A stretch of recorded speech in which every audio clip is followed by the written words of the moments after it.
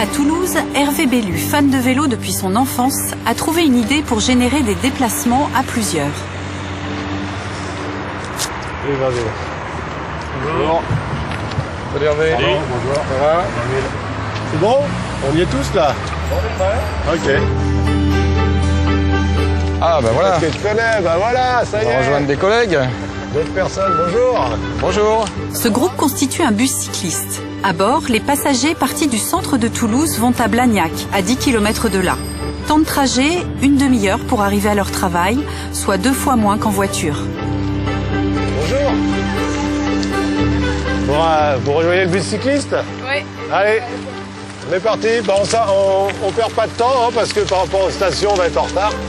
Ingénieur dans l'aviation, Hervé Bellu a d'abord initié ce concept dans sa société avant de le diffuser par l'intermédiaire d'Internet.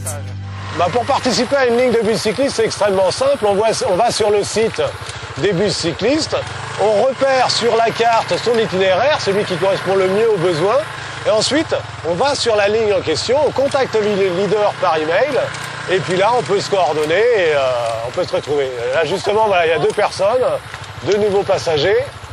Bonjour. Allez, bienvenue dans le bus. Il y a plusieurs intérêts à rouler comme ça tous en groupe. Je dirais un des premiers intérêts, c'est la convivialité. C'est très agréable. On peut, comme ça, on roule ensemble, on se retrouve régulièrement, on partage les mêmes choses. Et puis alors, sur certains axes aussi, il se passe un autre phénomène, c'est un phénomène tout simplement de sécurité.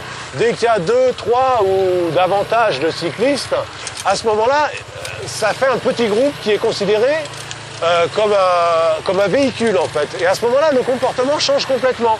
Et on est plus en sécurité. Et bonne journée Gaël, un de ces 4. Chaque cycliste quitte le bus en fonction de son itinéraire. Les participants enthousiastes sont convaincus d'avoir trouvé là le mode de déplacement idéal. Pour moi, c'est la santé, parce que bon, il faut faire un peu de sport, donc c'est un tout petit peu du sport journalier. C'est l'environnement, c'est aussi sensibiliser les autres que la voiture, c'est plus du tout le moyen de transport en ville. Il est complètement inadapté, hein. Ça c'est clair. Dès qu'on enfourche le vélo, ça y est, la journée elle est terminée. C'est un plaisir de rentrer chez soi, alors que souvent, sinon, c'est « Ah, je vais passer 1 heure dans les bouchons pour rentrer chez moi alors que j'habite à 10 km. » Alors qu'à vélo, le temps de trajet est constant et en plus il est agréable. Quand on regarde ça, on s'aperçoit bien qu'effectivement la demande d'extension du garage à vélo est totalement justifiée. Ah oui, oui. Hervé Bellu a convaincu son patron de faire une vraie place aux cyclistes. C'était il y a 2 ans, au moment où le parking voiture arrivait à saturation et où le prix du pétrole n'en finissait plus d'augmenter. L'entreprise a payé des vestiaires et des parkings, un investissement au coût anecdotique pour cette société de 600 personnes. Mais cette initiative a servi de déclencheur et c'est devenu l'exemple à suivre à Blagnac. Je crois qu'il y a énormément d'entreprises qui pourraient le faire, et je dirais même plus, il y a de plus en plus d'entreprises qui veulent le faire.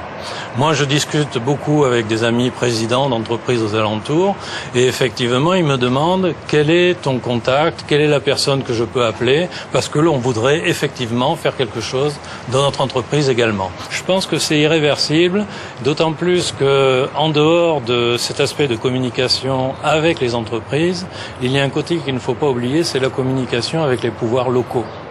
Et effectivement, moi par exemple, j'ai énormément de discussions avec le maire de Blagnac pour l'aménagement des pistes cyclables et je ne suis pas le seul chef d'entreprise. Et effectivement, il est très important pour aussi les pouvoirs locaux de comprendre quelle est la volonté des entreprises de manière à pouvoir planifier leurs investissements. Le bilan interne est positif. Depuis les investissements, le nombre de cyclistes a triplé. Et ensuite, il y a un point que j'oublie pas, hein, c'est très bon pour la santé des employés. Parce qu'on oublie ça, mais enfin, d'un autre côté, il vaut mieux passer une demi-heure à faire du vélo qu'une demi-heure dans sa voiture. Hein. Et pour la donc, pour l'absentéisme, pour tout, enfin, c'est vraiment un moyen phare.